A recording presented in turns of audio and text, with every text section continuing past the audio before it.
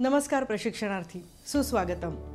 आपण या सत्रात मेल आणि फिमेल थ्रेडेड कॉम्पोनंट्सचे फिटिंग याबद्दल शिकणार आहोत। या सत्राच्या शेवटी तुम्हाला बट्रेस थ्रेड, मेल आणि फिमेल थ्रेडेड फिटिंग्सचे स्पष्टीकरण, टूल ग्राइंडिंग मधल्या महत्त्वाच्या एलिमेंट्सचे वर्णन, बट्रेस थ्रेडेड मधल्या कॉम्पोनंट्सना असेंबल करणे या गोष्टी समजतील। चला बट्रेस थ्रेड बद्दल माहिती घेऊन आपण सुरुवात करूयात। बट्रेस थ्रेड मध्ये एक फ्लॅंक थ्रेडशी काटकोनात असतो आणि दुसरा फ्लॅंक 45 अंशामध्ये असतो। ट्रान्समिशन दरम्यान जिथे दाब थ्रेडच्या एका फ्लॅंकवर येत असतो तिथल्या भागांवर हे थ्रेड वापरले जातात। बट्रेस थ्रेडचे विविध घटक आकृतीमध्ये दाखवले आहेत। या थ्रेडचा वापर पॉवर प्रेस, सुतारकाम, गन ब्रीचेस, रॅशेट्स इत्यादींमध्ये केला जातो। हे बट्रेस थ्रेडचे सुधारित रूप आहे। ही आकृती बट्रेस थ्रेडचे विविध घटक दर्शविते।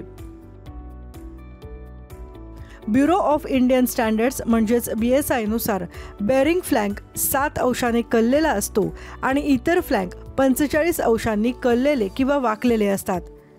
सामान्यतः मेल थ्रेड किंवा मेल फिटिंग्सच्या बाहेरील व्यासांवर ॲक्सिसला समांतर भागावर हेलिकल ग्रूव्ज असतात, उदाहरणार्थ बोल्ट।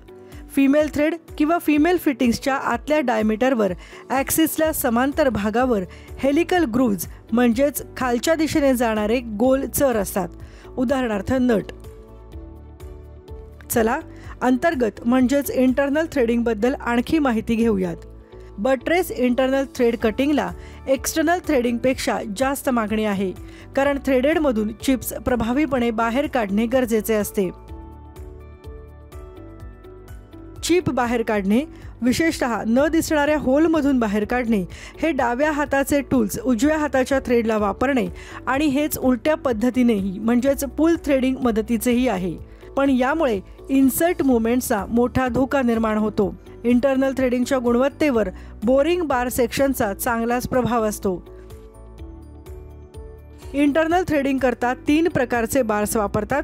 ते स्टील बोरिंग बार्स असतात। यामध्ये जास्तीत जास्त 2 ते 3 बोर व्यासाचे ओव्हरहँग असतात। स्टीलचा मुलामा असलेले जास्तीत जास्त 5 बोर व्यासाचे ओव्हरहँग बोरिंग बार्स आणि जास्तीत जास्त 5 ते 7 बोर व्यासाचे कार्बाइड बोरिंग बार्स ओव्हरहँग असतात। एक्सटर्नल थ्रेडिंग विविध प्रकारे निर्माण करता येतात। स्पिंडलला घड्याळाच्या काट्याच्या दिशेने म्हणजे क्लॉकवाईज किंवा घड्याळाच्या काट्याच्या विरुद्ध दिशेने म्हणजे अँटी क्लॉकवाईज फिरवून चकच्या दिशेने किंवा चक पासून लांबही फिरवता येते। थ्रेड टर्निंग टूलला नेहमीच्या पद्धतीने किंवा वर खाली स्थितीत वापरता येते, नंतर याचीच चिप्स काढायला मदत होते। नेमक्या आणि अचूक थ्रेडिंग करता फ्लॅंक क्लिअरन्स आणि रेडियल क्लिअरन्स हे टूल ग्राइंडिंग मधील महत्त्वाचे घटक आहेत। फ्लॅंक क्लिअरन्सची सविस्तर माहिती घेऊयात। फ्लॅंक क्लिअरन्स हे इन्सर्टच्या साइड्स आणि लीड स्क्रू फ्लॅंक मधील कापलेल्या काठांचे क्लिअरन्स असतात। साइड क्लिअरन्स आणि फ्लॅंक क्लिअरन्स दाखवणारी आकृती येथे देण्यात आली आहे। बाहेरील हाय ॲक्सियल थ्रेड एका दिशेने हाताळण्याकरता बट्रेस थ्रेड डिझाईन करण्यात आला आहे। लीड धारण करणारा थ्रेड स्क्रू ॲक्सिसला लंबवत असतो। बट्रेस थ्रेडचा वापर बऱ्याचदा तोफखान्यामध्ये विशेषतः स्क्रू टाईप ब्रिच ब्लॉकमध्ये करतात। तेलखाणीमधल्या ट्यूबिंग करता पाईप थ्रेडच्या स्वरूपात व्हॉइसेसमध्येही त्यांचा वापर होतो। हा थ्रेड टाईट हायड्रॉलिक सील देतो। पुरेसा रॅडियल क्लिअरन्स देण्याकरता इन्सर्ट्स टूल होल्डरमध्ये 10 अंश किंवा 15 अंशांमध्ये कललेले असतात। इंटरनल इन्सर्ट सोबत इंटरनल टूल होल्डर वापरणे महत्त्वाचे आहे। तसेच योग्य थ्रेड मिळाला आहे का याची खात्री करण्यासाठीही याचा वापर होतो। बट्रेस थ्रेडेड कॉम्पोनंट्सची जोडणी कशी करायची हे आता पाहूयात। यासाठी तुम्हाला male thread, female thread, measuring tool, bench vise repeat आणि पॅकिंग पीस या गोष्टी लागतील। या जॉबचा क्रम पुढील प्रमाणे आहे। एक्सटर्नल आणि इंटरनल बट्रेस थ्रेडेड जॉब स्वच्छ करा। थ्रेडचे डायमेन्शन, पिच आणि थ्रेड प्रोफाइल तपासा। बेंच वाईज आणि पॅकिंग पीसच्या सहाय्याने मेल थ्रेडेड जॉबला उभ्या स्थितीत धरा।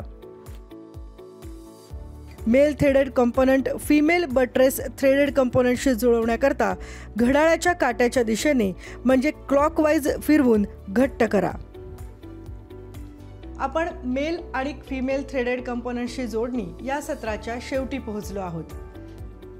आतापर्यंत तुम्हाला बट्रेस थ्रेड, मेल आणि फिमेल थ्रेडेड जोडणीचे स्पष्टीकरण, टूल ग्राइंडिंग मधील महत्त्वाच्या घटकांचे वर्णन, बट्रेस थ्रेडेड मधल्या कंपोनंट्सना एकत्र करणे या गोष्टी समजल्या असतील.